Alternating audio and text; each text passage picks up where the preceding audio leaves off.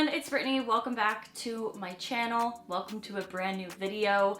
I am finally starting to film more, so I'm really excited. Today I wanted to share 10 things that I no longer buy. I've seen these videos go around for a really long time and I found myself watching a lot of them, so I was like, I should just do one myself. Over the last 2 years, I would say, I started to purchase more things that were eco-friendly, reusable, so that obviously stopped me from having to buy like disposable things. So a lot of these are things that I use literally every single day and I love them. I'm a changed person because of them, and it has sparked more interest to continue to be more eco-friendly. By no means am I a minimalist or like perfect in that sense. I still like things. But these are 10 of the things that I no longer buy. Luna's actually joining me for today's video. Hey Luna, come here. No? Okay. Definitely consider subscribing to my channel if you like this video and you like my other videos. And let's go ahead and get started with 10 things that I no longer buy. All right, number one on my list of things that I don't buy anymore are makeup wipes. The reason for that, actually there's a couple of reasons for that. I don't like being extremely wasteful if I don't have to be. I have been using a makeup eraser for I don't even know how many years now. It's been a long time. These are basically a permanent replacement for makeup wipes. I find that makeup erasers do a better job of removing your makeup at the end of the day than a regular makeup wipe would be anyways. So I had no problem switching over. I just didn't like having to purchase makeup wipes all the time, as well as obviously throwing them away every single time.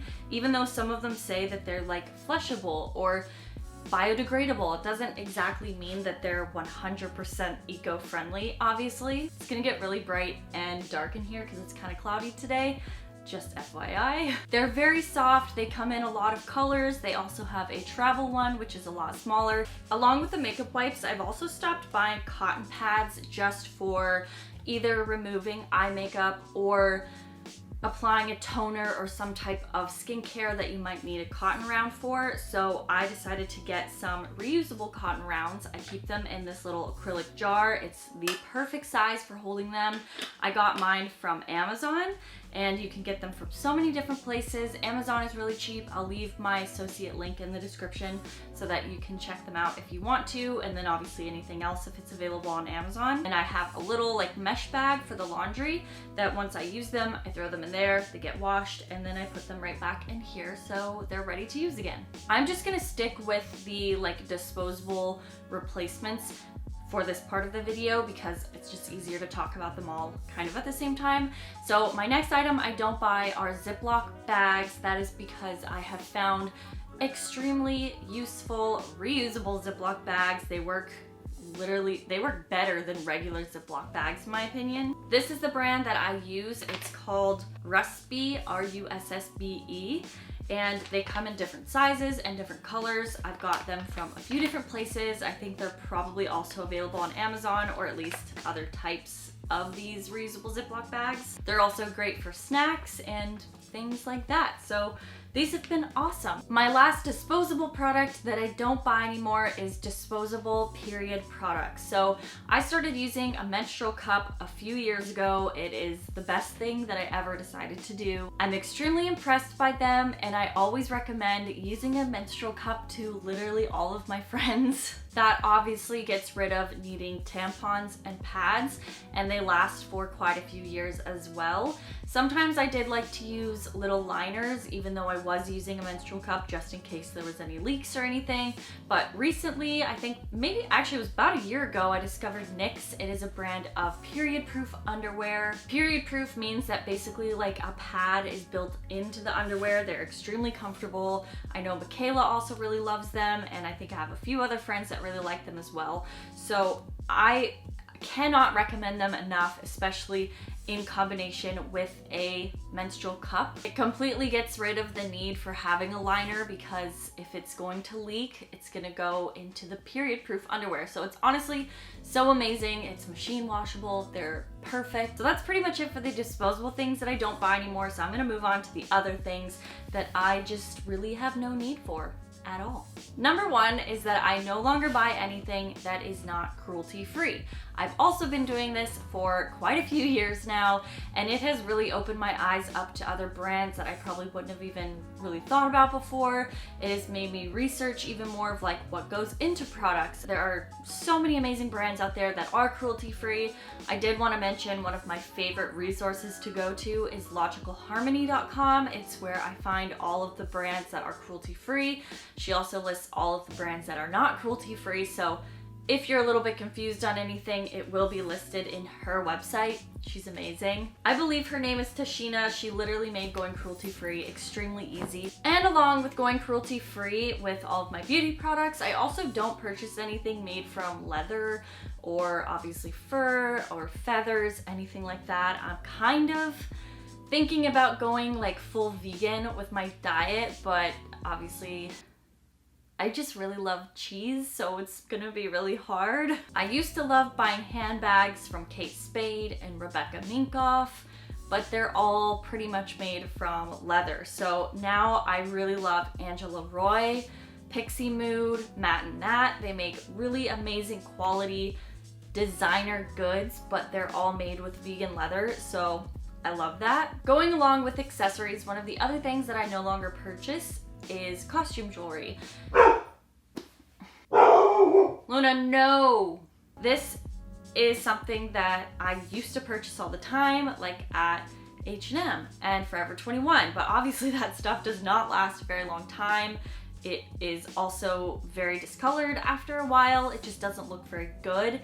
And then you end up throwing it away or donating it and probably buying more. So I started to purchase better fine jewelry, so things that are gold vermeil or solid gold or even just sterling silver, so it would last a long time. Two of my favorite brands for more affordable, great quality jewelry is Melanie Auld. They are, I believe, based in Vancouver, and I'm obsessed with their jewelry. I'm wearing two of their things right now. Actually, I'm wearing even more, but love that brand.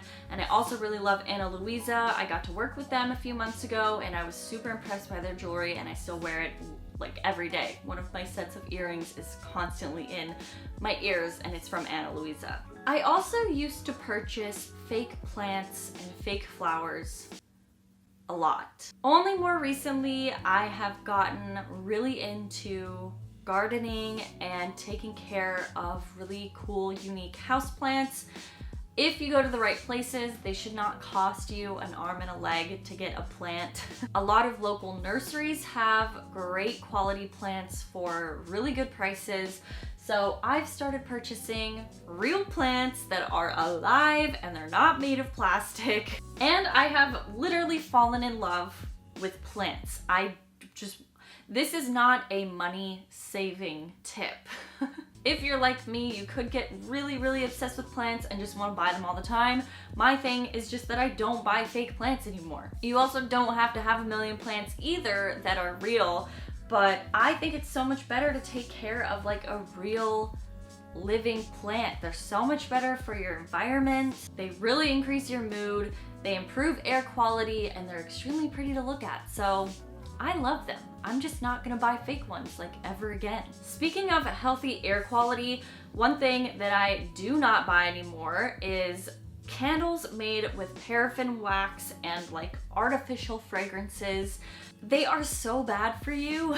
They do not burn clean whatsoever. There are way better alternatives. You can obviously choose to just not burn candles at all. I love candles, so I'm probably still gonna burn them, but there are way healthier alternatives to burning candles that will burn clean and not affect the air quality in your lungs and your head.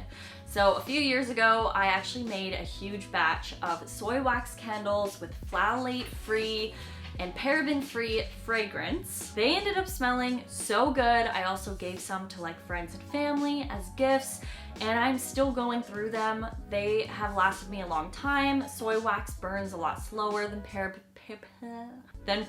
wax as well, so it will actually last you even longer. You can buy those types of candles in the world. I know that there is a brand, I saw them on Instagram, I'm pretty sure it's called Mala, the brand. I will link them below. I'm really curious about their candles. They look really cute. They sound like they smell really good, so I will probably check them out as well. But if you are interested in making your own soy wax candles, I could do a video if you want. Okay, so my very last thing that I do not buy anymore are like physical novel books, so like stories, things that you would look at or read once most of the time and then probably never look at it again. My friend told me about the app called Libby about a year ago, and I use it every single week. It's like an online free library, so if you have a local library, I believe you just need your local library card and you sign into the app through that, and then you get access to all of the like audiobooks and even digital books from your local library, and it's just all on your phone. I'm currently listening to We're Going to Need More Wine by Gabrielle Union. I love it so far. I love listening to so many different types of books and also just stories. So I've been super impressed by that. It has saved me a lot of money from purchasing books that I'll probably read once and then never look at again and take up a lot of space. That concludes all 10 of the things that I no longer buy. There are quite a few more, I'm sure, so maybe I'll do another video in the future about other things that I don't buy anymore. But I was also thinking, would you be interested in hearing things that I need to stop buying? Because there's probably a lot more of those. So I hope you're all having an amazing day. If you're not, I hope tomorrow is even better. And definitely check out my channel and subscribe, watch some of my other videos if you haven't done that yet, and I will see you in my next one. Bye.